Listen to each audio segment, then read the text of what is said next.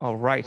So I think there will be more people joining us today, but we can start now. We have a recording anyway, so they can follow up later. So welcome everyone to this special talk by our research fellow, Dr. Sami Hongkasalo, who is now an assistant professor of linguistics at Nazarbayev University in Kazakhstan. And now he is spending 2 months at RILCA doing research, particularly with me, doing research on a topic of verbal classifiers in Asian languages. But we think that today it would be more suitable to talk about something more general. And Sami himself has been doing a lot of field works in southwestern area of China, particularly along the Himalayan region.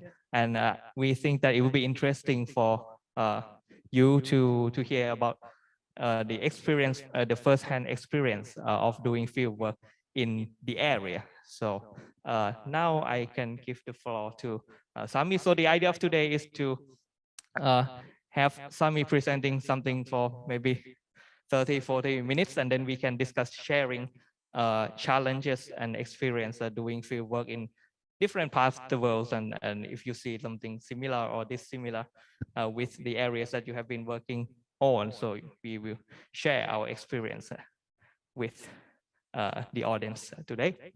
So, okay, now I can hand the floor to Sami to start. Thank you very much, and it is my pleasure to be here, both personally or physically and virtually together with you.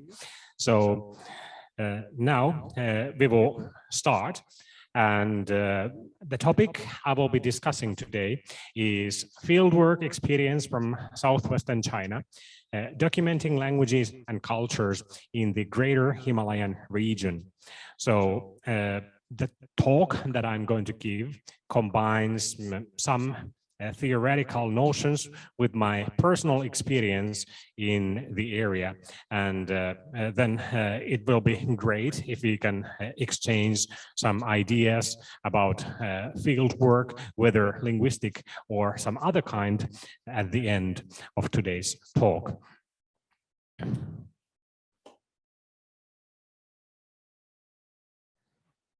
Here is the brief structure that I will be using today.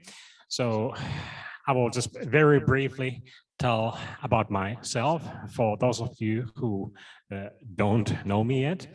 And after this, I will set the larger stage, so to speak, by introducing the Greater Himalayan region.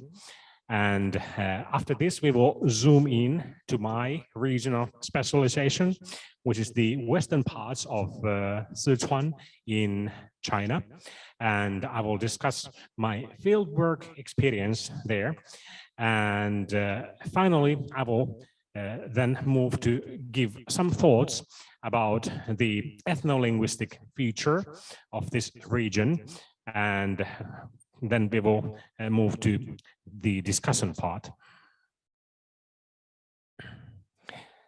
So just very briefly, I don't necessarily have the most typical background of a Finn who is dedicated to linguistics, because I did most of my studies in Japan and focused on linguistics there.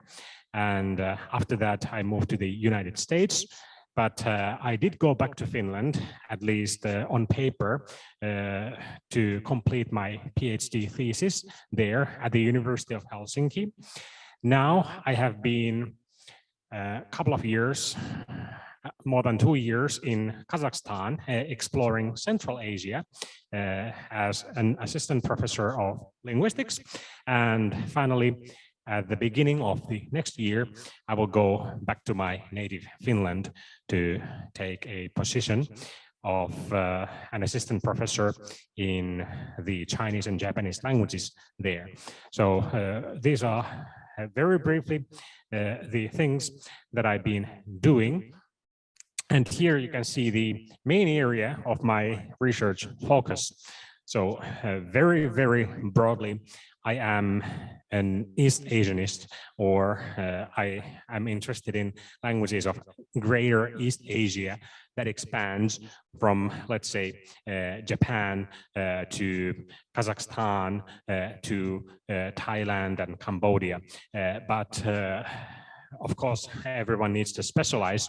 So the main area for me has been this Tibetosphere here that is also the larger context of which I will be talking today. And in particular, I work with the Sino-Tibetan languages and the Gerongic branch of this language family.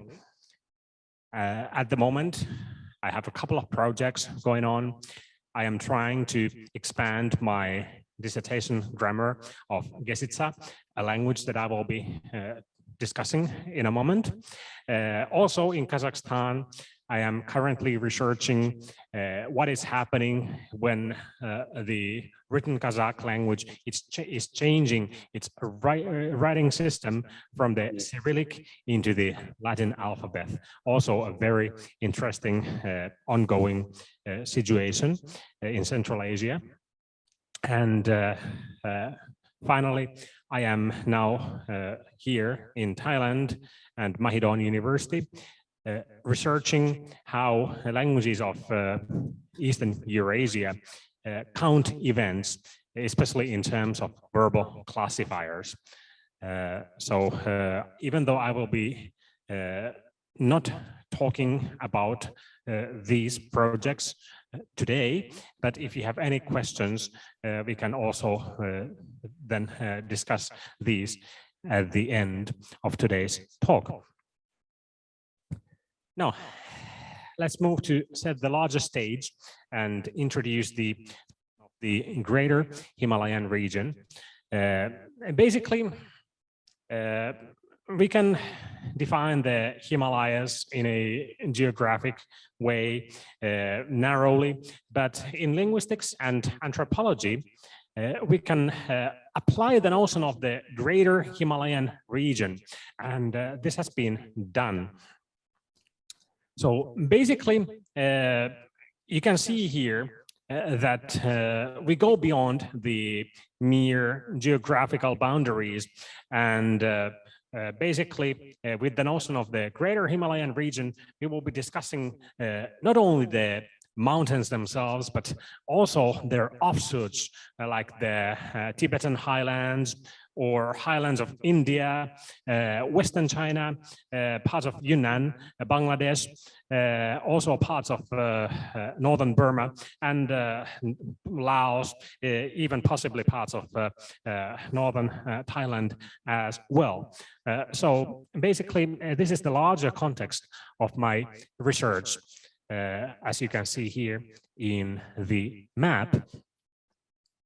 But why is this region linguistically and culturally fascinating? Well, I will just give you a couple of reasons here. First of all, it is ethnically and culturally extremely diverse, which means it is a delight for an anthropologist or a linguist, or anthropological linguist, combining both.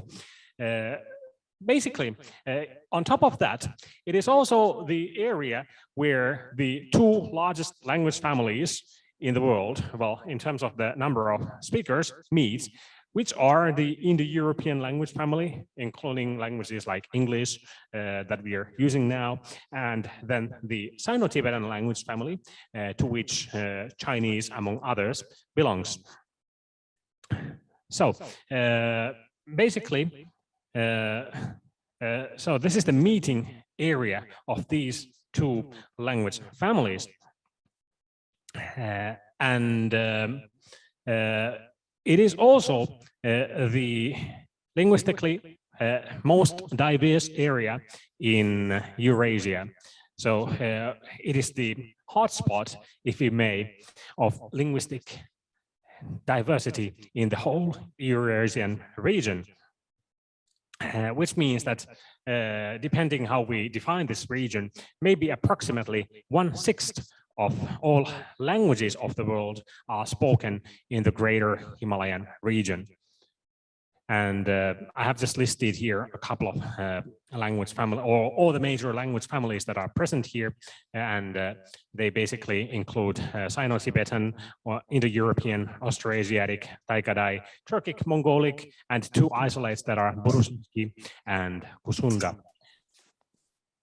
So here you can have a look at the ethnologue map, and it shows clearly the epicenters of linguistic diversity in the world.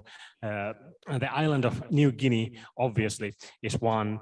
Then we have also some areas of equatorial Africa, but in addition, there is this Greater Himalayan region from Southeast Asia to the Indian highlands or Pakistani highlands that also shows the highest concentration of dots. What kind of diversity do we find here then? Basically, there are different forms of diversity that we can find in the Greater Himalayan region. The first obvious point is the total number of languages spoken. That is very high, as I already mentioned. But in addition to this, we can talk about the density of languages spoken. So the density is very high, as I will show with a proverb later on in a moment. Then the diversity manifests itself also in separate branches of a language family. So we have many branches of those language families also present in the area. For instance, the Sino-Tibetan language family. And there is also typological diversity, meaning that the languages that are present are also diverse in their morphosyntactic structure as well. What is the reason behind all this diversity? Well, one obvious factor here that I will be focusing now on is basically the geographical setting. So this area is characterized just like the Caucasus Mountains, for instance, by the mountain ranges, and they have impeded free movement historically. Not stopped. There has always been communication, but they have impeded the type of movement that we have witnessed historically in Central Asia, for instance, or in Mongolia. So it has resulted in a very high cultural and linguistic diversity.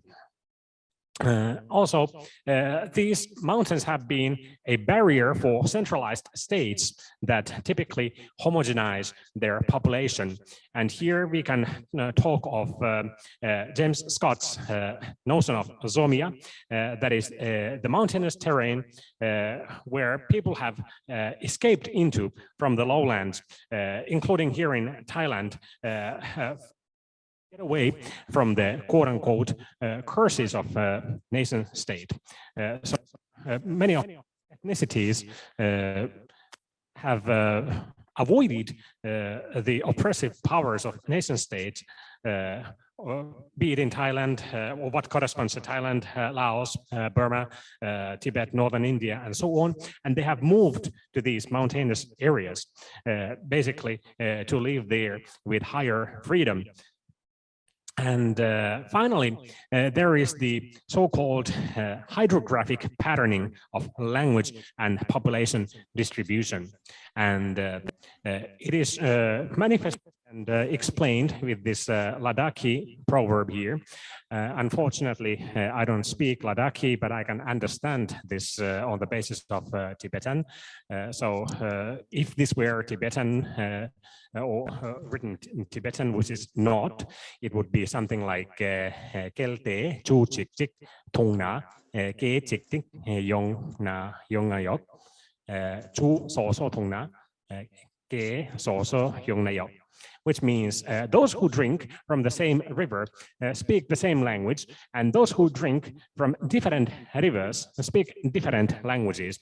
So here we can see the role of the environment and riverine systems in distribution of languages. So people along this certain river may speak the same language and they live in the same valley, but you cross the mountain, there is going to be a different valley and a different river, and people can speak a completely different language. Just to show how it looks like in practice. So here you see the valley with its river, and use a satellite picture. The area where I work in looks like this, and we can highlight the rivers. So basically, most of these different rivers have also different languages.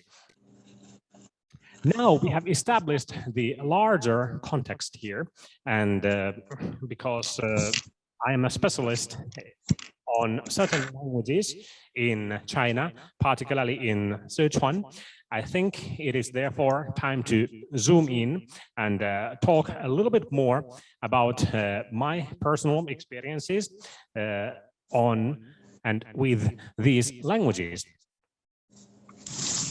Just a reminder about Sichuan and its location. So it is basically a province in southwestern China, and you can see it marked here with the yellow color.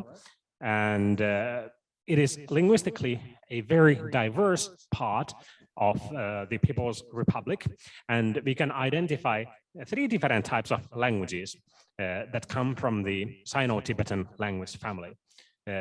First of all, we have Sinitic languages. Basically, they have their own Southwestern or Sichuanese Mandarin that is widely used in different subdialects in the region. Then we have Tibetic languages. Basically, it has often been taught and said that Tibetan is a single language, but this is strictly speaking not true at all. So it is a branch of many mutually non-comprehensible languages, and many of such Tibetic languages also exist in this region. And finally, we have the so-called Chiangic languages. That is a proposed branch of, well, I wrote apparently Trans-Himalayan here. Sorry to confuse you. It is just an alternative term for Sino-Tibetan. So the Chiangic languages are a branch of Sino-Tibetan, and there are many such languages spoken in this region, including those languages that I specialize in. So basically, what happens here as the big picture is that we are at the crossroads of the Tibetan and the Chinese civilizations. So the Chinese civilization is towards the east. That's the homeland of the Han Chinese, whereas the core of the Tibetan civilization is towards the west.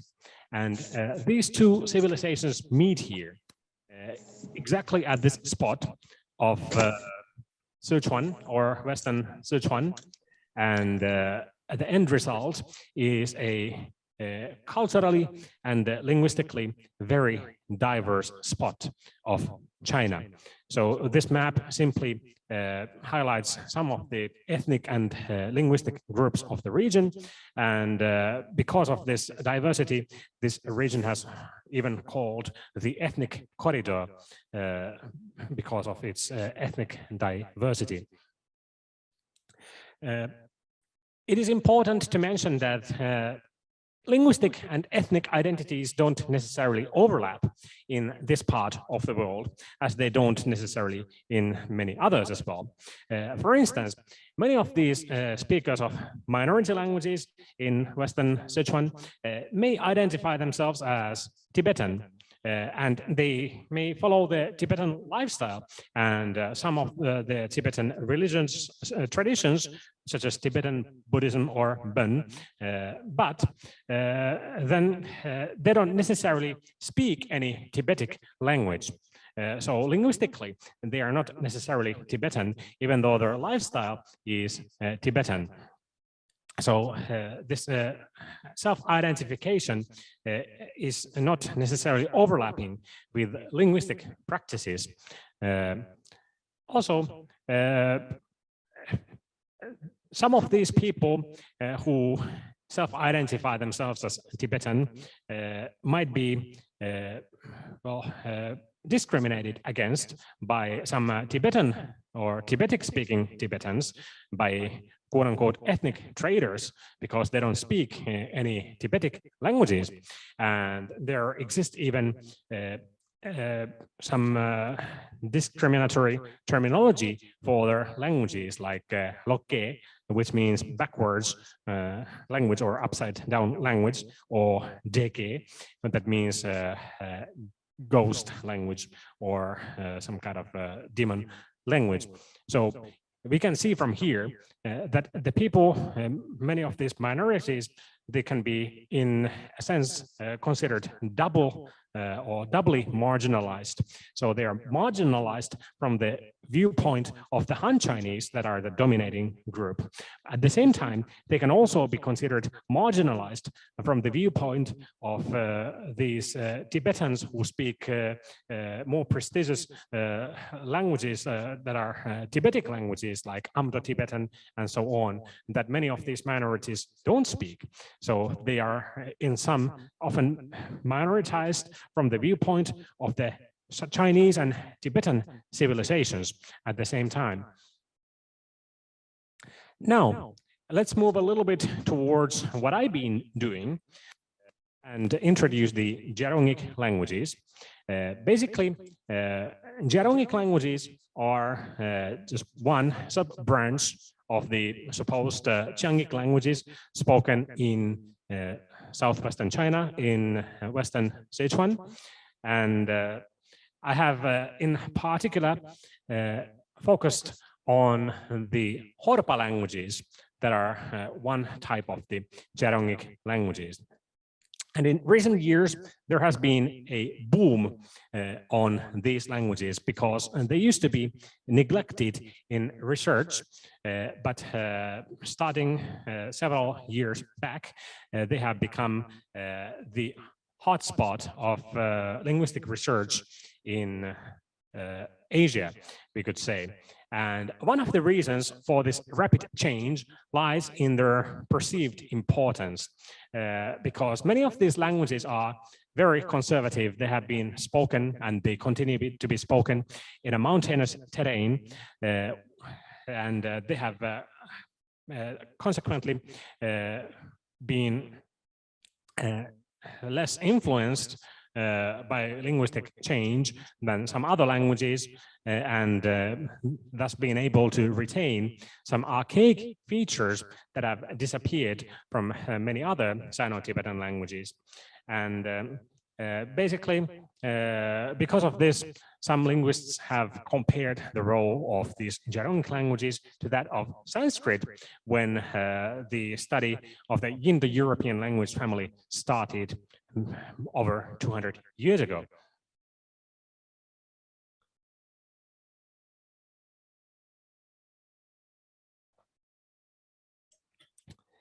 The region where I operate in is marked with the blue color here, and the languages by name and that I'm mostly focused on are two Horpa languages, or that are called Gesitsa and Stau, as written at the bottom of this slide here.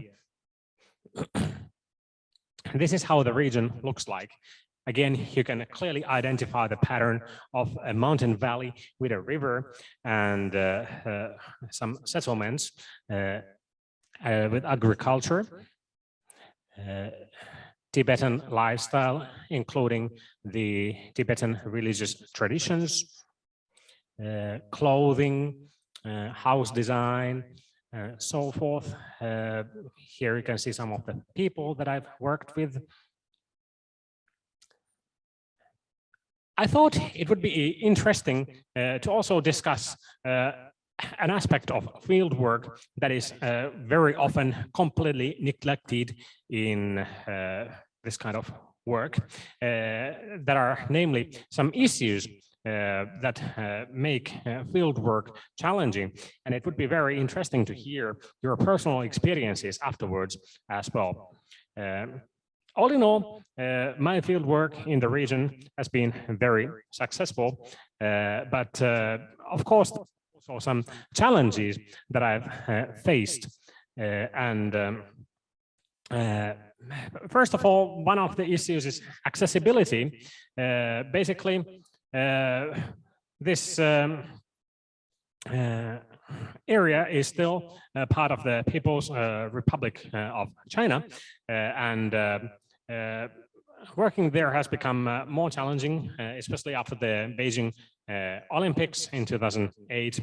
Of course, this area is a lot more accessible than the Tibetan Autonomous Region, for instance, but still, it is not the easiest region to operate in as a foreigner. And we also have to consider the question of post-COVID China and field work. I haven't been back to the region since 2018. In addition, there are the geographical conditions. So this area is characterized by cold winters, and basically people live in large stone houses with no central heating. So you will be exposed to the elements throughout your field work. Also, the summers can be quite scorchingly hot as well. So you will be directly experiencing the climate conditions.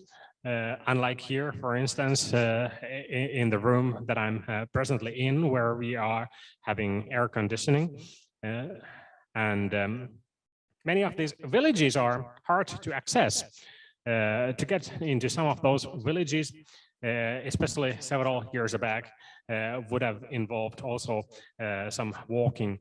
Now there are more roads, but basically these geographical conditions also present their own challenges. Then there are some socio-economic conditions. For instance, we are so reliant on our electric gadgets nowadays. If you're offline, if you're online, you're also participating by the help of this kind of technology. But in this area, like in many other parts of the world, supply of electricity is not stable, and basically electricity can go off for long periods of time, and you will eventually run out of batteries and so forth, for instance. So maybe we as field workers sometimes should also take a step back to the old practices before digital recorders and laptops, and just use our ears, our mind, and a notebook. Just something to think of when electricity supply is unstable. There are cultural differences, for instance, as well, that may mean that people are not accustomed to doing linguistic work. People who are agriculturalists in this kind of a society are mostly accustomed to working with their hands. So there is no cultural script of sitting down for many hours with a researcher and talking to him or her. So this is not how people operate in this culture. It is alien to them, and that then of course provides some challenges. Also, people have different views about language. what I noticed at the beginning is that verbs in this language change, like they do in many European languages as well. For instance, let's say in Spanish, where I speak is hablo and you speak is hablas, and he, she, it speaks is habla. So you see hablo, hablas, habla. The word changes, the verb conjugates, and it does the same in Gesitsa. But my consultants at the beginning kept on insisting that just like in Chinese, the verb never changes in Gesitsa as well. So there is no change in the personal forms. This might have been influenced by Chinese and the Chinese writing, but in any case, it presents some problems. For instance, when the consultants get frustrated of me asking the same question all over again, why do you ask you speak or he, she, it speaks now? Because you already asked how to say I speak. It is all the same. But of course, from our linguistic viewpoint, all of those forms are different. So at the beginning, it created its own frustrations. Also, it might be difficult to find the best possible people for fieldwork, because some of these people have also some other lucrative ways of earning income, and they might not be necessarily interested in spending their days with a linguist, especially if they are erudite and have good education and so forth, which doesn't mean that those people are necessarily the best linguists, best helpers or best consultants of linguists. But in any case, some of the suitable people are simply not available in the communities, especially because many young people who are maybe more patient with linguistic work have migrated into big cities from the village communities as well. I will conclude this part with initial lack of shared language with the consultants. When we study languages like Chinese, we are invariably taught the standard variety, like Putonghua or the Standard Mandarin language at schools and universities. However, not every people you're going to encounter speaks these varieties. For instance, many people in Sichuan, even though they understand this standardized variety of Chinese passively, they are not able to speak it actively themselves. And I think the lexical difference between Beijing and then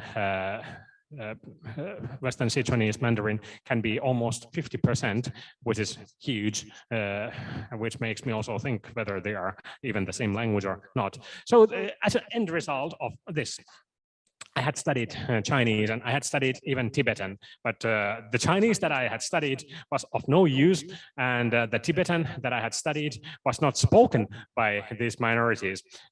So basically, communication at the beginning was very challenging, but I found in the long run that this was a blessing in disguise, because it forced me to use Gesitsa, the language that I was researching, actively, because there was no way around this issue.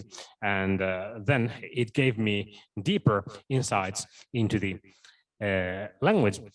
So all in all, it made me a strong proponent of the monolingual method of conducting fieldwork, something that we can also discuss in the Q&A and discussion part of the talk. I will now briefly conclude my talk with some ideas of what is happening in the Greater Himalayan region and also in Western Sichuan. Basically, the underlying message is that this whole region, like many other parts in the world, this is not unique, but it is undergoing unprecedented and profound social, economic, and political changes and upheavals. And these have linguistic results as well, among other things. And basically, language shift is a very dominant ongoing pattern that we can identify. And as a pathway to a full language shift, we are seeing a lot of inegalitarian bilingualism. So this term means that one language in a bilingual situation is in a very much stronger position and exerts thus formidable pressure upon the other languages. So this is not equal bilingualism. It is bilingualism when one language like Mandarin Chinese dominates, and then we have these minority languages that are in the subordinate position and run the risk of disappearing altogether. A colleague of mine conducted a study a few years back, and basically we can take the map of Western Sichuan or even Western China and draw a line on the map. And basically the underlying idea with this simple line is that the languages that remain on the eastern side of this line are shifting into Chinese varieties, and languages on the western side are shifting into varieties of Tibetan. So there is this kind of geographically based pattern of language shift. This is a simplification, of course, because even among those languages on the western side, we can see pressure towards a shift to Chinese, but nevertheless, and this is, again, a very clear manifestation of how this region is the borderline between the Han and the Tibetan civilizations. And it gets pressure from both sides, as we can see from the map. Now, I will have a few more minutes, and I will quickly list some factors that are responsible for the ongoing situation. Well, first of all, many of those languages that are now disappearing have low prestige. So as I already mentioned, they are at the lowest ladder or lowest end of the linguistic totem pole, so to speak. And this lack of societal prestige is detrimental to them. But at the same time, we can see that the national languages, in the case of China, Mandarin Chinese, are being strongly promoted at the expense of the local minority languages that result in becoming invisible, meaning that they exist in this linguistic ecosystem, but they remain completely ignored, and they are as if they are invisible. So they are somehow there, like ghosts, but at the same time, they are not. They don't have any presence in education, in media, in road signs, and so on, for instance. So it turns them into invisible. And in China, we have, of course, this very strong campaign of promoting the Putonghua, and you can see signs of this in many parts of the country, promoting the standardized variety, and it also extends, of course, to the western parts of Sichuan as well. In relation to this, the educational policies also support the dominating languages, namely Mandarin Chinese, but also to some extent some varieties of Tibetan in this region. And at the same time, the most vulnerable minority languages are completely not present. They're completely lacking from the educational system, so they don't play any role there at all. Modernization. First, let me warn that modernization doesn't need to be bad per se. There is a proposed negative correlation between economic development and linguistic diversity, but modernity can also support minority languages. However, what happens often in practice is the opposite, and the approaching modernity that is now rapidly expanding in this part of the world is proving detrimental to many of the minority languages. A part of this modernization is electrification, simply meaning that an area is connected to the electric power grid. And so what happens after this is, of course, the diffusion of radios, televisions, smartphones, and other electric gadgets. Again, this is, I think, inarguably a very good thing. The standard of living for people improves. But at the same time, this has some unintended results. Basically, this is directly linked to genre loss. So previously, in many of these societies, there was, of course, no electricity. There were different speech genres. For instance, the village elderly would be, or even the family elderly, would be telling stories in the evening after the dinner, or there would be oral art forms that were performed with their special lexicons, or maybe even some grammatical patterns that occurred more frequently in those art forms. And a lot of this is now being wiped out because people simply prefer the silence of watching TV after finishing their work and dinner instead of this kind of traditional entertainment and communicating with each other. Basically, this has resulted in a change of power dynamics across generations as well. Again, something we couldn't have predicted easily, because previously, many of these elderly had a high social status, and they were the source of knowledge. They were the bastions of traditional culture. They were the ones who knew the history and origins and important things of the community, and they were also willing to share that with other people, especially the youngsters. And now they have no role anymore. So people go and play with their WeChat application, or people watch their movies online.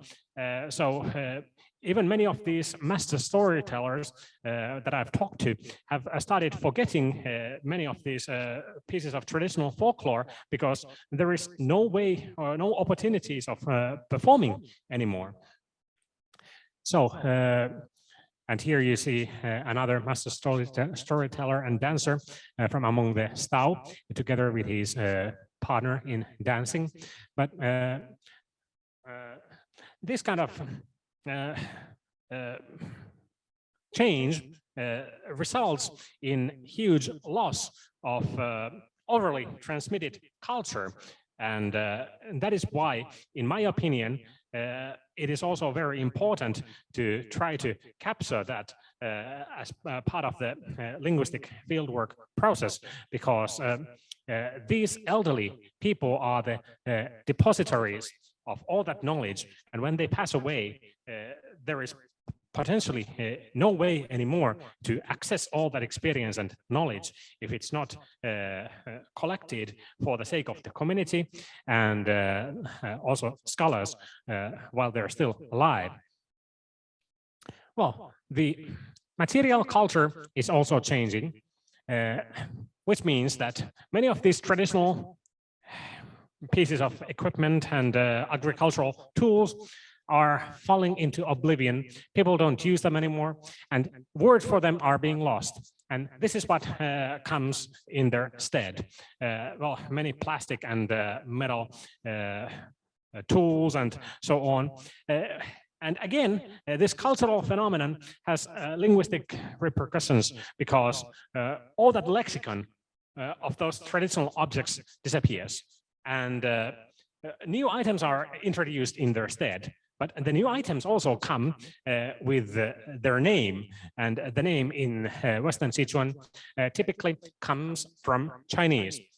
Well, this kind of lexical change and borrowing is not per se, linguistically speaking, something impure and so forth, as sometimes described by non-linguists, but we have to be aware that it does change how the language sounds and looks like. It does change the lexicon drastically. Finally, there are changes in the physical environment because this is a mountainous region characterized by river valleys. So river valleys also a potential source of electricity. And nation states have clearly realized that in the region. So this is the place where I work in, a beautiful river valley. Now these places are facing major and irretrievable changes in their physical environments. And by these hydroelectric dam projects, for instance, and they permanently alter the way the environment looks like. So there is simply no way going back after all these major changes. There is at least one reported case of a linguistic community in Western Sichuan, that of the Nyagrong Minyak. And because of such hydroelectric project, the whole community must be moved to a new location, and it might have already happened because I don't know what is currently going on with this community. But when such things happen, the community becomes very vulnerable. It is very much less likely for them to be able to maintain their language in a new environment. So also here we see how changes in the physical environment and the natural environment have linguistic results as well. So now to summarize what I've been trying to convey to you today here is that basically in this part of the world that in the larger scale of things belongs to the Greater Himalayan region, the Tibetan and Chinese civilizations meet. And usually this kind of meeting spots are very fertile, and this is indeed the case ethno-linguistically in Western Sichuan. This area is now undergoing unprecedented changes in its history that will and are connecting it both to the local and global networks, and they will consequently alter the ethno-linguistic environment irretrievably and possibly result in the death of many languages, an ongoing global trend in many other parts of the world as well. So we, whether we are anthropologists or linguists or historians, need some urgent and further cross-disciplinary work in this part of the world that also involves the extensive collaboration with local communities, which can then help these communities preserve part of their cultural and linguistic heritage to the future generations. So this was a very brief introduction to this part of the world and to my personal field work.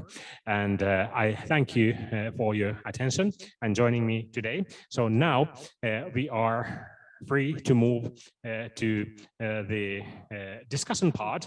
And as I mentioned earlier, I would be delighted to also hear concerning your personal fieldwork experience, and especially if you're brave enough to tell me things of when things went wrong or when things didn't work out.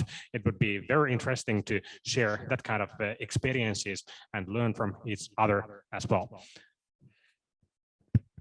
Yeah, so now the floor is open for comments or remarks from everyone, and you please, those of you who join us online, please feel free to use your camera and microphone, and also our audience at RILCA now can also say some of your thoughts if you want. So now the floor is open for everyone.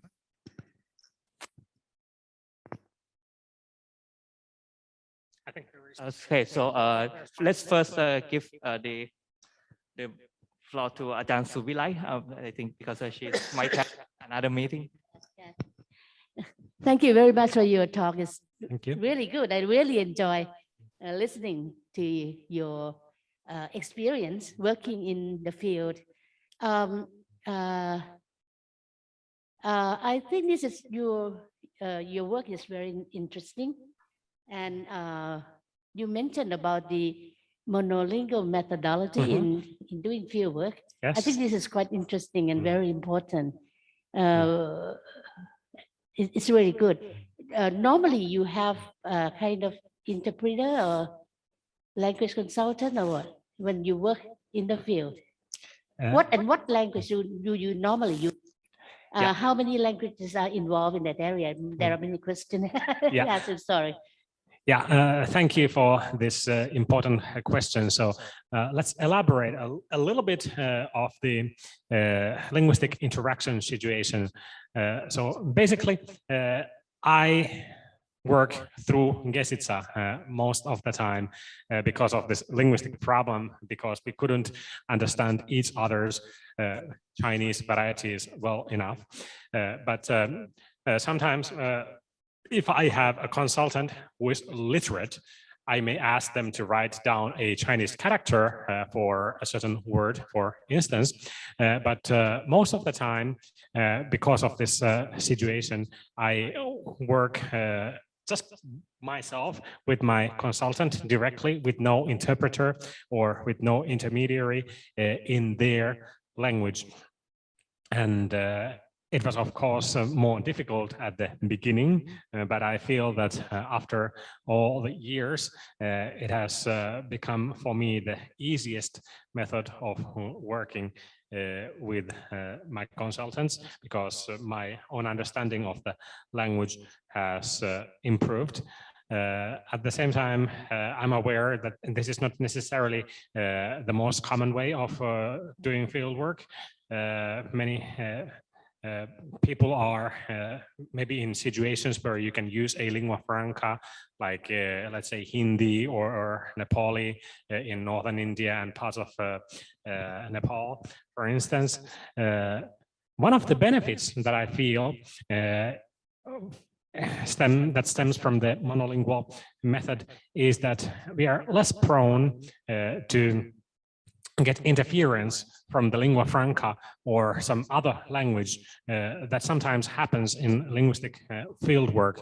For instance, let's say we work in the Amazonian region via Brazilian Portuguese. So maybe this Brazilian Portuguese will influence the results we get from our consultants. But when we do direct monolingual fieldwork, we can often minimize this kind of interference. So I feel this has been one of the benefits.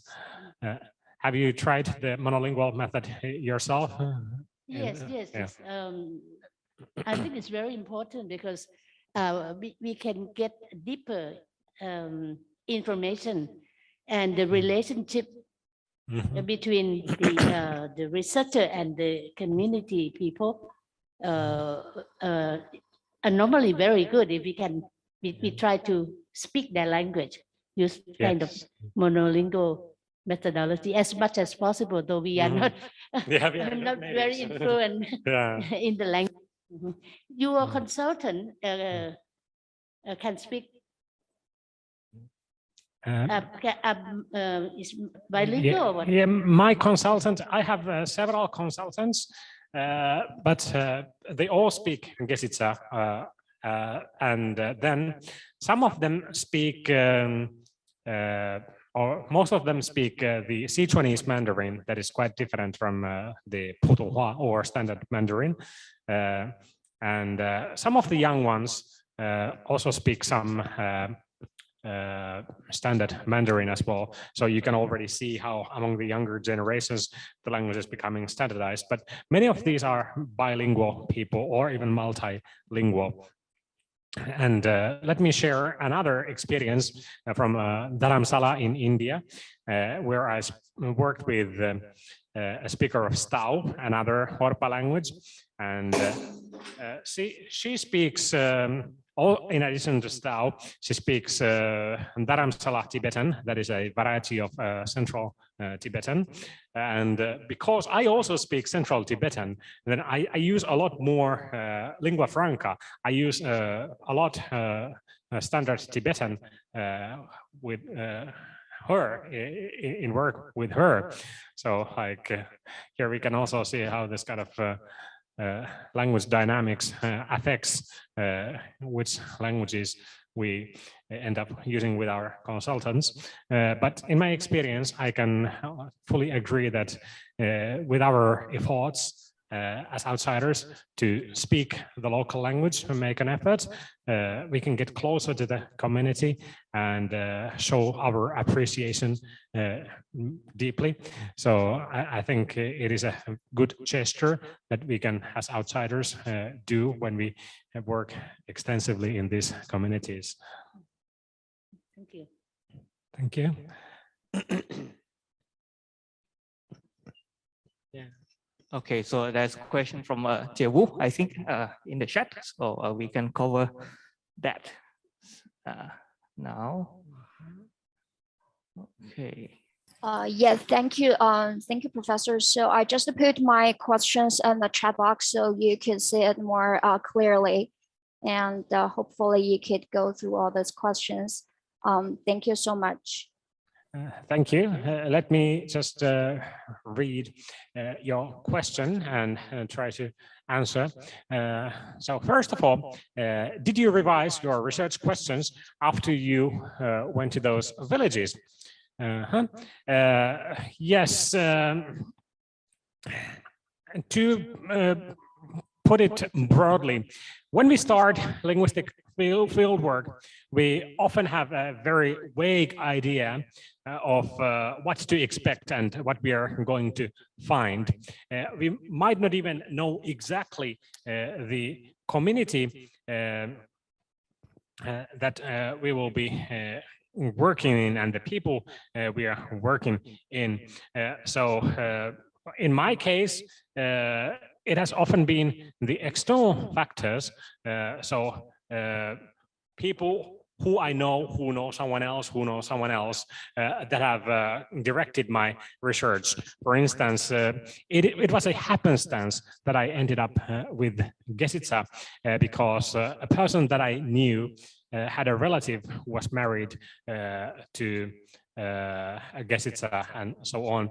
So this kind of personal links may take us to places and in terms of redesigning my ground lines of my research, I wrote a descriptive grammar. So in that sense, I knew already from the beginning what I was about to do. So there was no change for this.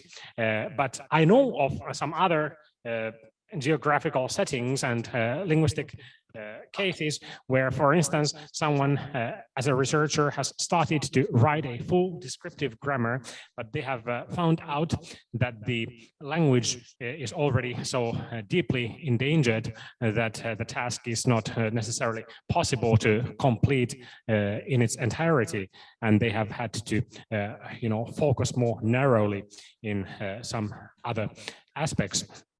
But all in all, I had this grand scheme of things already figured out at the beginning, but by going to the field and by meeting people, finally, things like which dialect to work on and so on were then settled quite often on the basis of this kind of personal contacts that I think is very common when working in China. And the second question is, Jerong people and Tibetans have different degrees of Sinicization. Do you think this has a great influence on their identity and language use? And if religion matters to them to identify themselves as Sichuanese or Tibetans? Yes, I think as a whole in this region, there are different degrees of Sinicization and Tibetanization, and the same person can be Sinicized and Tibetanized at the same time as well.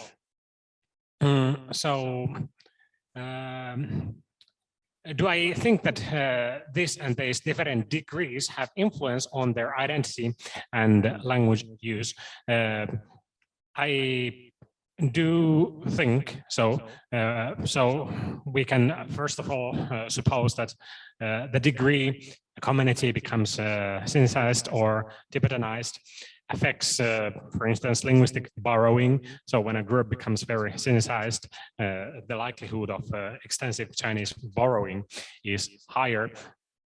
And when we compare the Stao and the Gesitsa, we can see this because the Stao are spoken more towards the east, the main Chinese region, and then on the west of the Gesitsa, sorry, I mean the Gesitsa are spoken towards the east and the Stao towards the west. So you can see that the Gesitsa language is more Sinicized because of its closer connection to the Chinese civilization, whereas the Stao language is more Tibetanized. They have more Tibetan loanwords because of its closer connection to the Tibetan civilizational main area. Finally, about religion and whether it matters in identification. I think religion is indeed one of the main factors in determining people's cultural identity in this part of the world. And many of these minorities identify with the Tibetan religious traditions of Tibetan Buddhism and Bon. And basically, yeah, it is one of the key factors. But at the same time, it doesn't necessarily impede them from identifying as Sichuanese or even Chinese in the sense of a citizen of the country, not ethnic Han Chinese, but I mean Chinese in the sense of a citizen of the country. So what is very interesting in this part of the world is this kind of multiple and mutually inclusive and overlapping identities. So people don't necessarily have one single identity only. A person may feel that he or she is Jerongik. A person may feel that they are also Tibetan at the same time. And the same person, on top of that, may also identify with the Chinese state. And they feel that they are also citizens of the People's Republic of China, even though they are not ethnic Han Chinese. Of course, I'm very aware that there are also people who don't identify with the Chinese state, especially when you go towards the Tibetan autonomous region, and there is this historical conflict. But basically, what I'm trying to say is that at this border region between the great civilizations, people have often overlapping and this kind of mutually inclusive identities that make this area also very interesting for anthropological research, for instance. I think we can take the question from Ajahn Tong first because he raised his hand before we going into the more practical questions. So please, Ajahn Tong, you have raised your hand.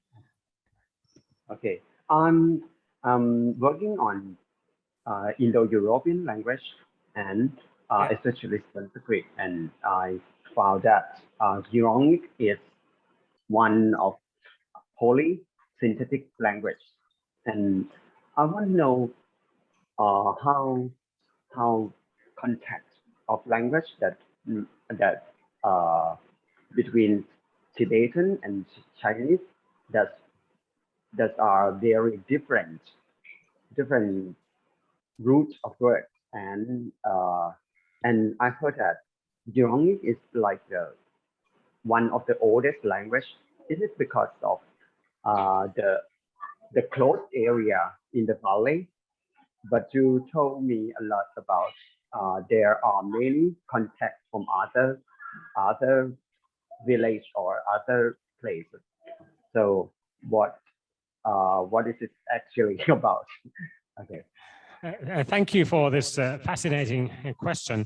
I touched upon it a little bit in the brief presentation, but let's elaborate more on this. So there are some theories and ideas how this situation came about when we look at the Sino-Tibetan language family. If we look at the Sinitic languages that form a clearly identifiable branch in this language family, we see that they come from the lowlands where the movement of people has historically been frequent.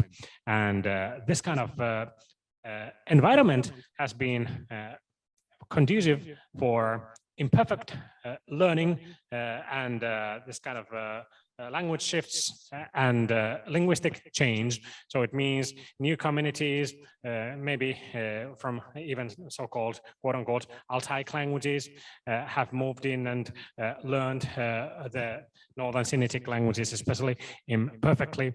And this kind of process, when it's repeated, has exerted an influence on the grammar of the Sinitic languages. So there is very little morphology left. But when we look at the Shang Chinese language, for instance, we can see that there used to be a lot of morphology in that language, and it has been consequently been lost. So we see the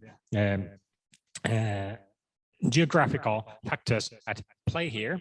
But when we look at the Gerongic languages, they have been partially protected by their environment, those mountains and river valleys that I discussed. So, of course, languages always change, and the Gerongic languages are not in a pristine condition, preserving all these proto-forms of Proto-Sino-Tibetan. Far from it. However, relatively speaking, I think it is safe to say that in this kind of an environment with less contact between the communities, and then imperfect learning by outsiders has happened less frequently, and linguistic change has been also less rampant. So basically, this might be a simplification, but I do think that we can pursue this partially with the approach from the differing geographical settings and also the intensity of historical interactions between people to explain why the Gerongic languages are so quote-unquote conservative, while the Chinese languages, especially the Northern Chinese languages, have evolved towards greater morphosyntactic simplification. Okay, so we can take the question. Yes, okay, so question. please continue. And another little question. When I wonder, Gerongic or other language around it, there are many clusters. So, do you have any problem on recording it or to write the phonetic form of the words you get when you work on site or Fieldwork? I mean, like Gerongic, how do you hear the sound of r before g like this? Okay. Sorry, the connection is a I think the question is about the phonetic transcription. The writing, yeah, that how detailed that you could get from the fields. Yeah, that is also a very important question. Basically, I think, first of all, now we are living in the COVID times, and this has made us reconsider even fieldwork and maybe even do some online fieldwork. But I think because these languages are very complex phonologically. They are a prime case where we really have to go and record actual people, not just some Zoom conversations.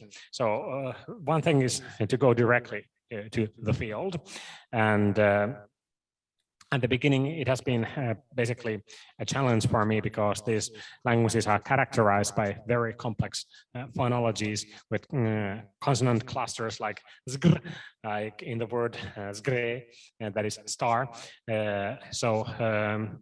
Basically, these don't exist in many other Southern Tibetan languages anymore. Basically, what I've been doing and what has worked in this context is, first of all, to follow the IPA, and you start with a relatively narrow transcription, and you have to follow the standard procedures.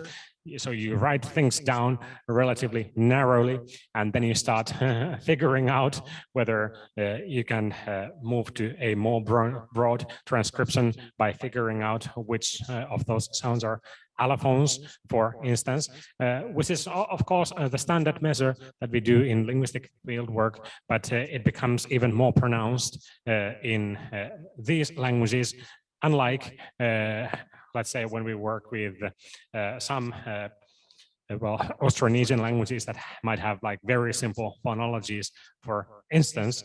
So all in all, I feel that working with these languages has been a great exercise in doing phonetics and phonology and training the ear, so to speak. For instance, not many, but at least some of these languages have aspirated fricatives that are typologically very rare. So there can be a contrast with an aspirated and unaspirated S, for instance, like sa and cha.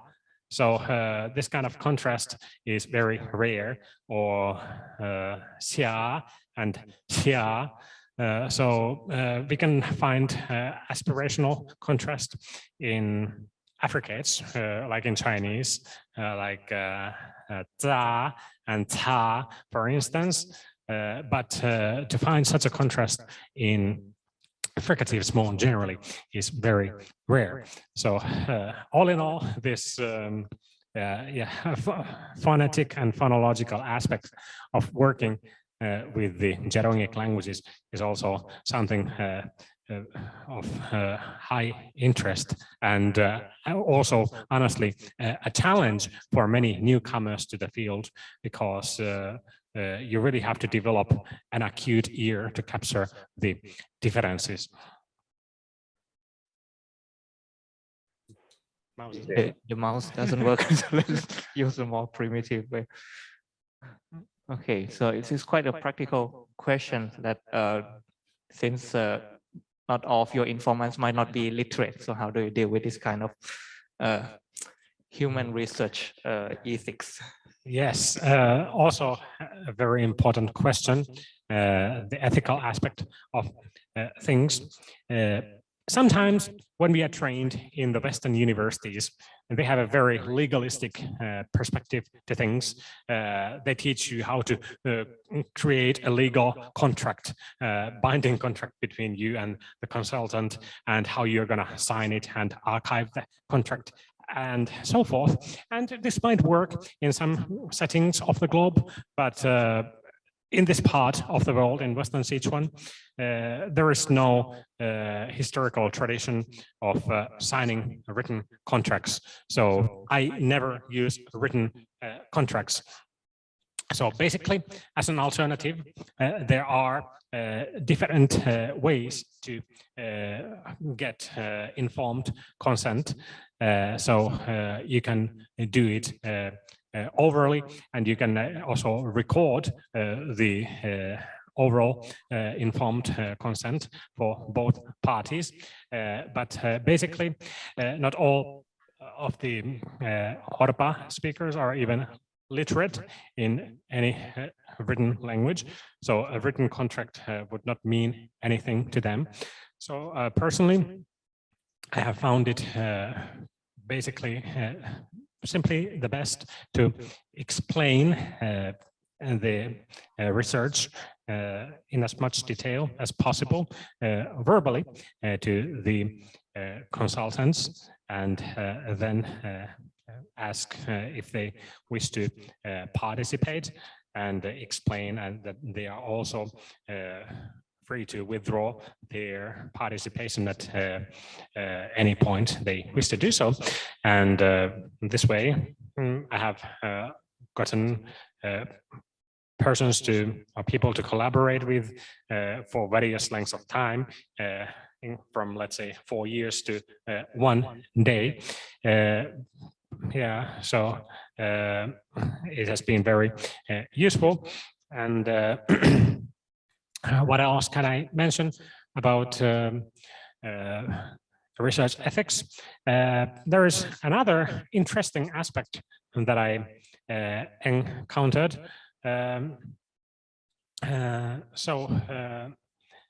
Basically, it has often been talked and discussed in ethics that we should never record people without their consent, and I fully agree. And I noticed, however, that now with this ubiquitous portable technology, people started recording me when I interacted with people on the field. I don't personally mind that. So for me, that is fine. However, this also presents a possible ethical problem because there are other people around. When someone records the interaction and then shares that on Chinese social media, for instance, even though for me it is completely fine, it may, in some circumstances, create problems for the other parties. This kind of an ethical aspect and problem has not actually been discussed in the literature yet, but now we can even see how this changing technological environment is creating this kind of new things to also consider and think about. So you're not the only one who does the recording anymore. You will also be recorded, and potentially people around you who might be compromised. So always, I think the best guideline is always to try to think of people around you and how your actions and how your presence may influence them, and conduct your research accordingly. Okay, so I can give the mic to Andrew. Yeah, thank you for a very detailed presentation and answers already. I was going to ask, what could you say about the potential in the data you've collected on these languages for usage in historical linguistics? And have you yourself done much in the process? I don't know, even doing the grammar. Have you taken much of a diachronic perspective? And particularly, because you mentioned like these lexical items for traditional, what are now traditional tools. Presumably these could be really rich, I don't know what you call lists of words for internal reconstruction and the historical approach. Yes, so as I mentioned, these languages have been thought to play a role that is similar to that of Sanskrit in the Indo-European historical linguistics. And basically, I have done a little bit of work with my colleagues, and I intend to do more so in the future. To address a couple of points in your question. First of all, I think it is important indeed to record this kind of traditional vocabulary, because many of them contain those cognates that we can then identify from some other languages, whereas when they get replaced by some new incoming Chinese words like 电脑 for computer, like it doesn't have the same historical value anymore for historical comparative linguistics, because it is simply a Chinese loanword. So indeed, words for like the wooden plow, ko, and so forth are important, and collecting them is also very important, while they still can be recalled by some community members. There is, in a way, a problem in Sino-Tibetan historical linguistics, or has been, that of course exists in the historical linguistics of some other language families as well. So we have been trying to build the house starting with the roof. Before we have finished kind of meso level reconstructions, people have already started doing the whole picture, which is of course we need to do it, and you know, you have to try, but in a way this still results in some misinterpretations and biases, because what we need to do is to do a lot more meso level work. So we have to reconstruct proto-Horpa or proto-Gerongic, and then let's say like we need to reconstruct you know, proto this and proto that, and then we compare these meso level proto languages, and we get to the kind of the original proto language. And I think this is a lot more fruitful approach than taking a little bit of modern Burmese, a little bit of modern Cantonese, a little bit of modern Gesitsa, and then like comparing these, and then reconstructing something for the language family. Of course, we can achieve surprisingly lot even with this kind of an approach, but what is needed most at this point is good descriptive studies of especially these minority languages of the Sino-Tibetan language family. Then you compare those who are most closely related, and you can reconstruct the meso level structures, and then when that is done, we have the most fruitful environment to look at into the real proto language, and then we will see whether the prophecy of the Gerongic languages playing the role of Sanskrit will turn out to be true or not. And to conclude my answer, there has been some promising historical linguistic work that has been conducted recently, and it concerns the relationship between Tangut and the Horpa languages. So historically, scholars have had challenges connecting Tangut closely, even though many scholars have speculated that it is a so-called Chiangic language. But now, together with the advances of historical linguistics, we are more and more certain that Tangut was a Gerongic language, and more closely that it was a Horpa language, quite closely related to Gesitsa. All in all, the development of historical linguistics has also this kind of a potential in the Sino-Tibetan language family to solve this kind of age-old questions that fascinate us.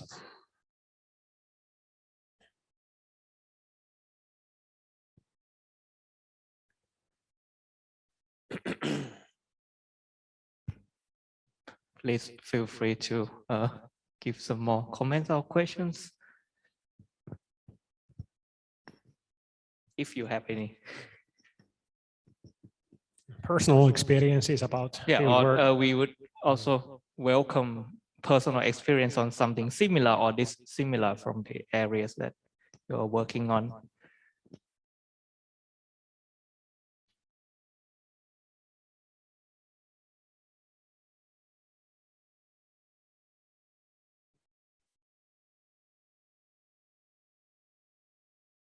Okay, so once again, Ajahn Suvilai. Could you mention a little bit about language vitality of this language, this particular language? Yeah. And another question is that what's the attitude of the people towards their language? Do are they interested in keeping their language alive or revitalizing their language or anything like that?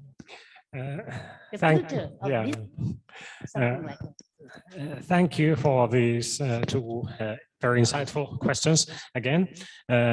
Basically, what is happening in the Greater Himalayan region, very broadly, is massive linguistic endangerment, and it also applies to Western Sichuan. And this is very often discussed in terms of the endangerment of the minority languages that are Tibeto-Burman, like Gesitsa, like they are part of this Chiangik branch and so on. What is often neglected is that at the same time, there is massive endangerment of different Sinitic varieties going on as well. So many Sinitic or Chinese languages are also dying out.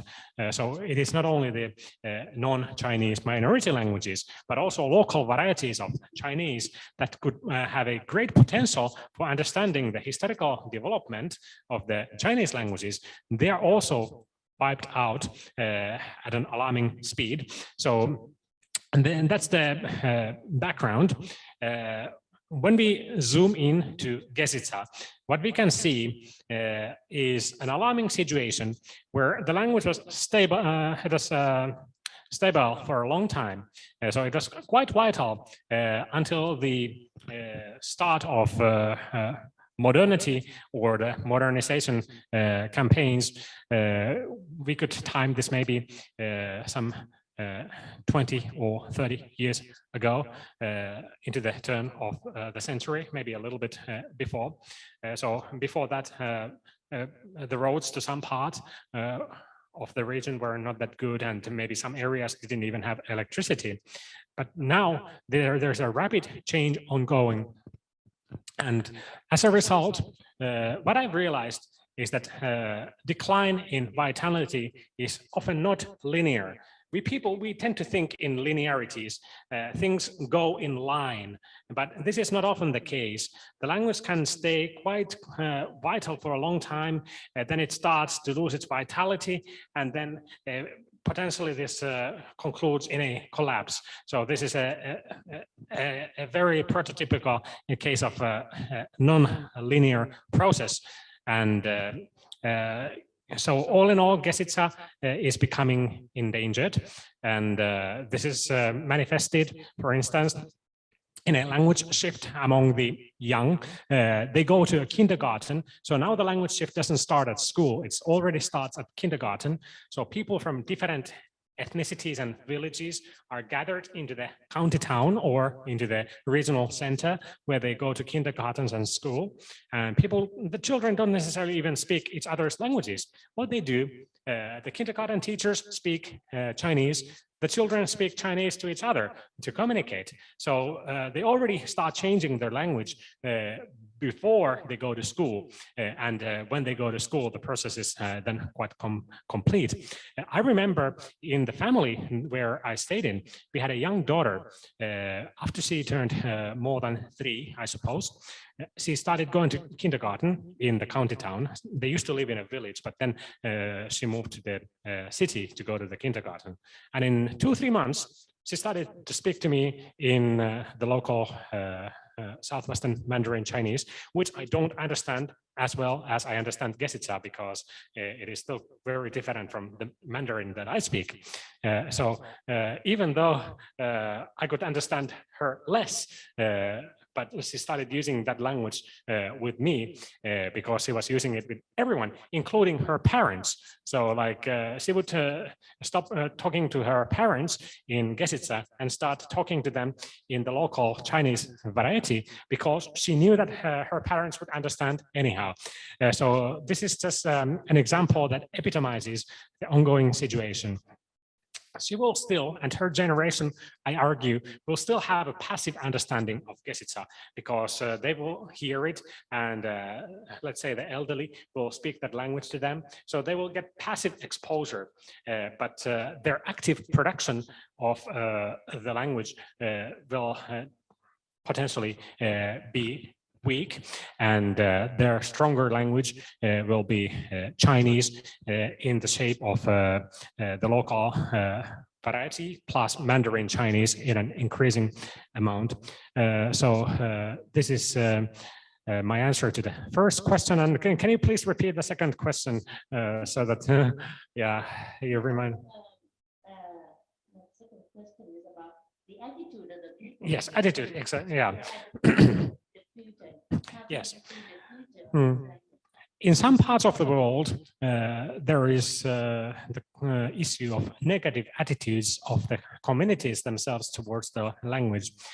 In Western Sichuan, as investigated also by Gerald Roche, one of the scholars who used to, who works in the region, he found out that people generally have quite positive attitudes towards their languages. And I found that out in terms of Gesitsa as well. So people don't hate their language. People don't necessarily want to get rid of it. People, especially the elderly, they lament the situation. They find it undesirable. They would rather want to retain their language. So the attitude is good, but at the same time, it is not reflected in action. So there are no language activists, for instance, unlike in some parts of the world. Of course, we also have to take the political circumstances into account here. That kind of activity is not necessarily as easy in rural China as in some parts of the world. But yeah, the attitude is quite good, but it doesn't result in activity. So it is mostly the elderly following what is happening, being sad about it, commenting it, but no one is simply doing anything in the community. I hope that my descriptive work and return to the field will hopefully trigger some people a little bit of doing something. I haven't been there since the COVID, no, even 2018. So I intend to bring some copies of the descriptive grammar, and they will be, for many people, just a token. They are not necessarily interested in reading the book, especially when it's written in English. It's not necessarily usable for many, but it might result in some pride and feeling of desire to support the language when you have like a concrete product with some pictures about your own language. So it can play this kind of a tokenistic role that I hope. Okay, so now we have a question from Ajahn Patama, please. Or comments. I don't know whether comments or questions. Thank you so much, Ajahn Sami, Professor Sami, for your exciting work on the field, and also like your engagement with the people in the community. I would like to ask you further question related to language vitality in relation to ritual practices. You mentioned about like other aspect of cultural transmission that they are not like they were not successful because like elderly people haven't got chance to like telling story. But what I'm interested in is asking about the ritual in the community. In the ritual, are there many young generation engaged with the ritual, or mainly they like the ritual performed by elderly people and shaman or like a key person or a wise man? So could you please comment on this? And I would like to share my work experience with Black Thai people. Okay, that would be very, very interesting also to hear your experiences. I have a couple of points to make about rituals and language. All in all, while many people still live in the villages and have not migrated into the cities yet, I feel that many of the rituals are quite well preserved in the villages, and they are both performed by laymen or lay people and religious professionals, just like for instance, Buddhist monks or Bon monks, or even what we could call shamans. So there are this kind of ritual professionals who have extensive knowledge of those rituals. However, I can see that among the lay people, understanding some of the rituals is already in decline, and this is not necessarily a linguistic question, but more broadly a question about cultural change and connected with modernity. For instance, in the family that I stayed in, there are 3 generations, and I mostly work with the grandfather, and he knows the traditions and the language very well. And we were having a dinner one day, and people have a praying wheel in the Tibetan religious practice. So it looks a little bit like the mic that I'm holding in my hand, and inside there is a container with a mantra or a spell, and then you can rotate it, and it is considered to be tantamount to reading out the mantra or spell. And these kind of ritual activities differ between the Tibetan Buddhists and the Bon followers, Bon being another Tibetan religion, because the Bon, I think they do things counterclockwise. Someone correct me if I'm wrong, whereas the Tibetan Buddhists do clockwise. And the grandfather was rotating his praying wheel counterclockwise, and then his daughter-in-law from the middle generation, who is in her late 30s, was asking, grandfather, what are you doing? Why are you rotating your praying wheel that way? So she had already kind of apparently lost the distinction that these different religious traditions do things in different directions.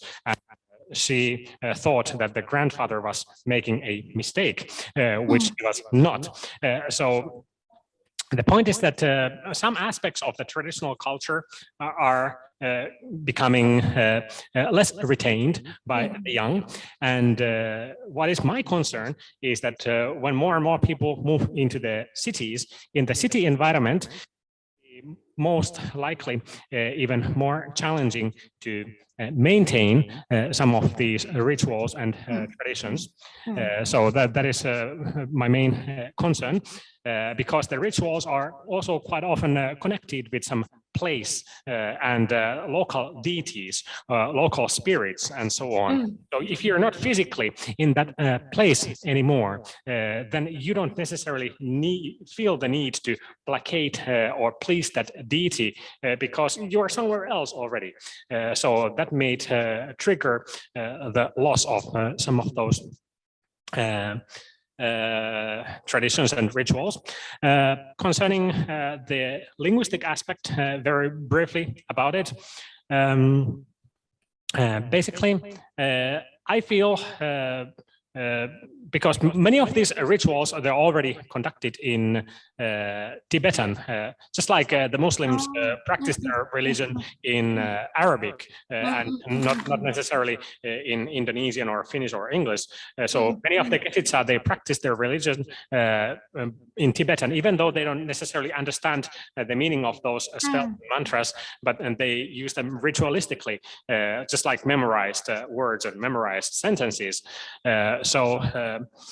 Many of these do exist also outside the Gesitsa community because they are in Tibetan. So not all of these are necessarily as badly endangered then because of that, because they also exist in some other places. But to summarize my answer, my greatest concern would be the erosion and possible oblivion of some of the local Gesitsa practices of Tibetan rituals. And yeah, thank you. So maybe I just would like to share my work experience with Black Thai people. I work with Black Thai people and I'm interested in the death ritual. I'm looking at the manuscript of the shamans who cite about how to walk the spirit, because they do believe in spirit. The Black Thai people, they believe in spirit. So when a person dies, the soul or the spirit of the dead people have to be told to walk like a step by step from the home origin to the sort of a mountain called Tat Pi Phai waterfall, where the spirit will go into the heaven. This is what they believe in terms of cosmology. The ritual is performed by shaman, and many elderly people encounter and gather to perform or to participate in the ritual. But the younger generation, they are not sort of interested in being part of, but they knew that when a person dies, the spirit has to be told to the heaven, but they are not interested in. The part that they are interested in is the part that the body of the dead people is carried into sort of a temple, and then there will be like a gunfight, 3 shots into the sky to tell that, okay, the spirit is about to be sent into the heaven, thing like that. The younger generation will gather aloud only in this part, because okay, interesting to look at what the elderly people or the adult people would do, but they are not interested in the whole process of the ritual. One thing maybe because when we talk about the death is about ghost spirit, so maybe it's something that they don't want to get involved. But in order to preserve this kind of core concept of walking step by step to different geographical places, maybe linguists have to make it simple into an interesting platform.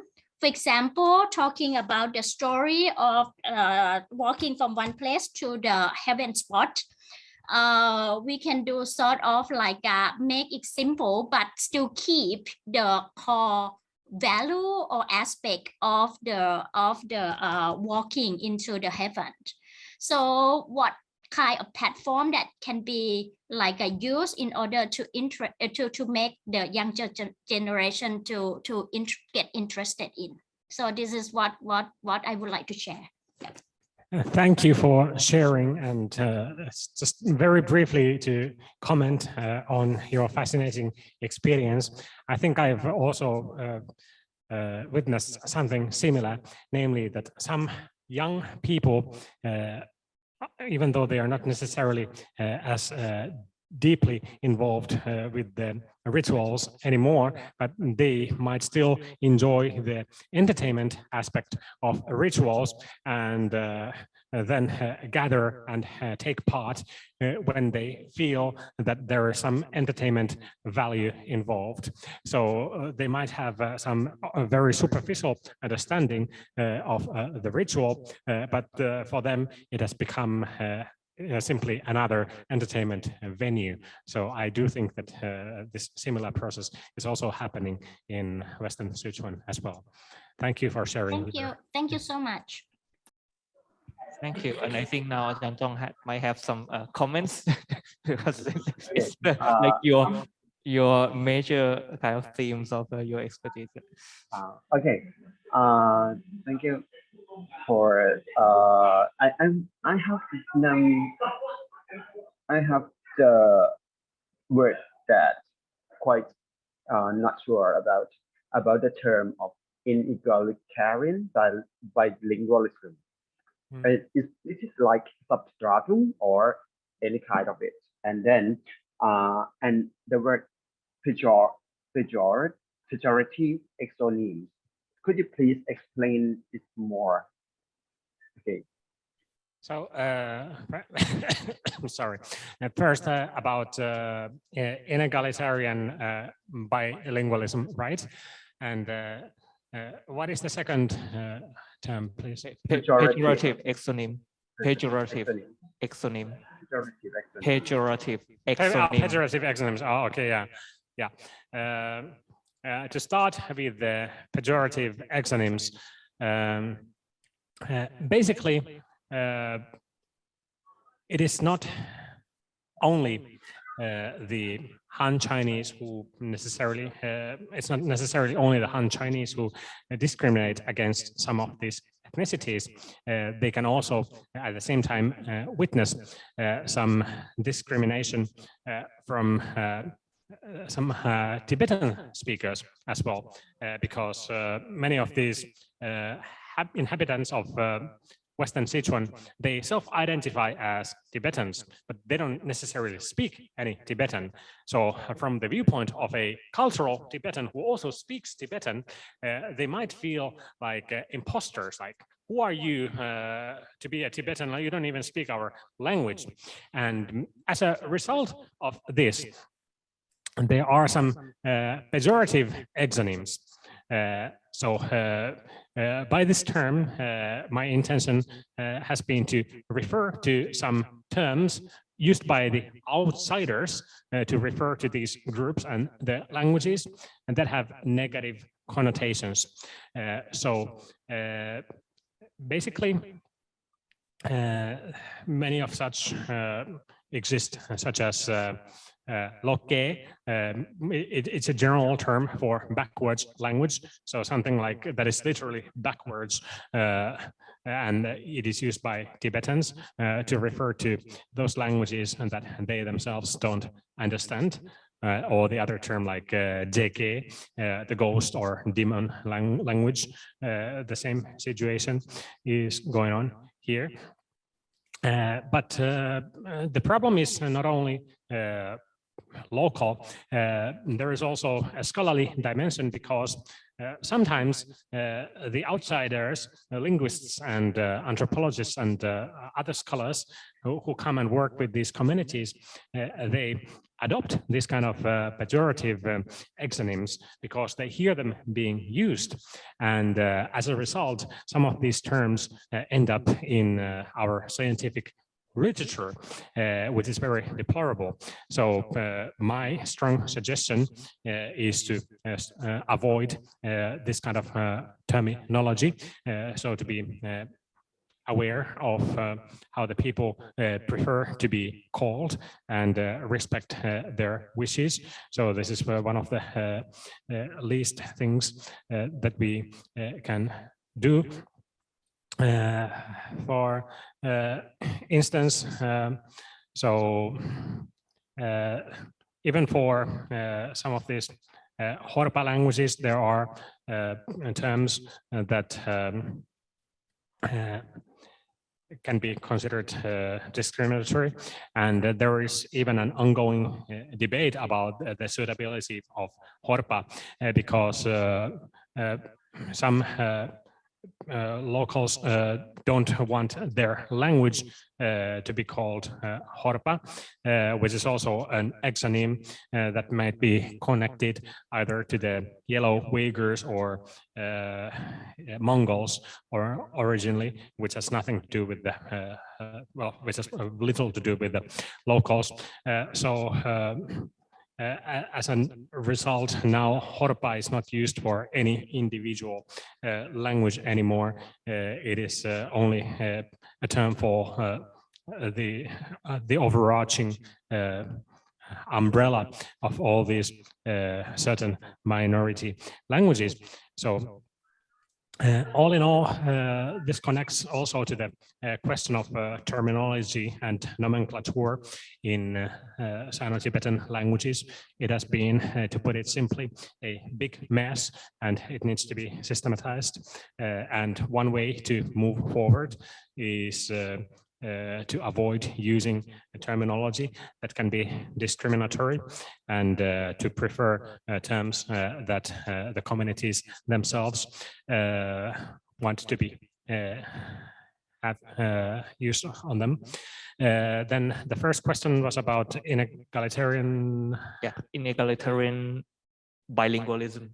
Yeah, but what aspect in particular about inegalitarian? Yeah, maybe why we need to define it as inegalitarian instead of egalitarian. Okay, yeah. What's the stories behind? Yeah, approaching this question from that viewpoint, that is because of the prestige and power asymmetry between the languages. So in some circumstances, bilingualism can be more egalitarian.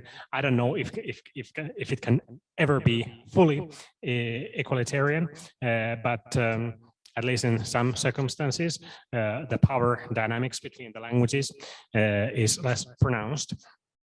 But what we witness here in Southwestern China is that the gap in power and prestige between the dominating languages and these minority languages is so huge that this bilingual or multilingual situation can only be described as inegalitarian. And it is also directional, in the sense that many of these speakers of minority languages, in order to cope and live in the modern Chinese society, they need to learn at least some form of Mandarin Chinese. However, it doesn't work the other way around.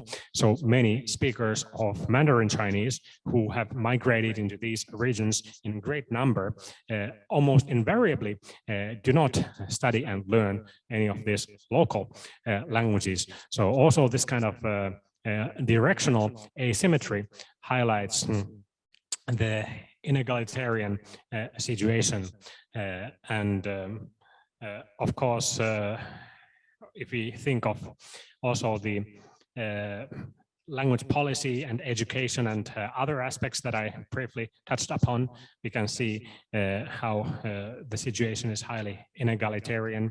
For instance, the minority languages are invisible in the linguistic landscapes. So you can even find some signs in English that is totally an alien language in China, but you will not find signs in the local languages. One of the reasons, of course, we have to keep in mind is that many of these languages do lack an orthography that is known to the local people.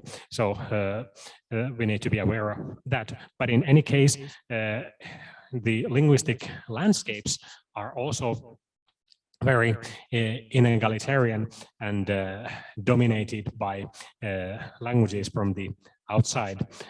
So all in all, it all comes down to the asymmetric power that we can identify between the dominating languages epitomized by Mandarin Chinese and then the local minority languages like Gesitsa that lack any kind of major societal power and prestige. Okay, so I think that brings us to the end of this special event, because now we have had quite a lively discussion for even more than an hour. And now we really thank everyone for joining us and sharing your experience. And as usual, if you still have comments or questions to Sami, you can always send him email or contact him for for discussion or for some further materials that you might need for your own research, or if you are interested to collaborate with Sami at some point in the future, doing kind of comparative stuff that, for example, the cases that we have mentioned and comparing situation in Southwestern China and Thailand, that would be more than welcome. And that's actually the point to organize this event, to bridge people together to find out the common shared interests. And I think now is a good time for us to have lunch. So those of you who still have some other duties to do in the afternoon, I can continue. And otherwise, we wish you a nice continuation of the new week. Hopefully we are all now ready to continue after a long holiday in Thailand last weekend. So, thank you very much for joining us today. And please, regardless of your discipline, if you have an idea you want to talk or discuss something, collaborate on something, you're always free to contact me, and please do so. But from my part, thank you very much and have a great week ahead. Thank you.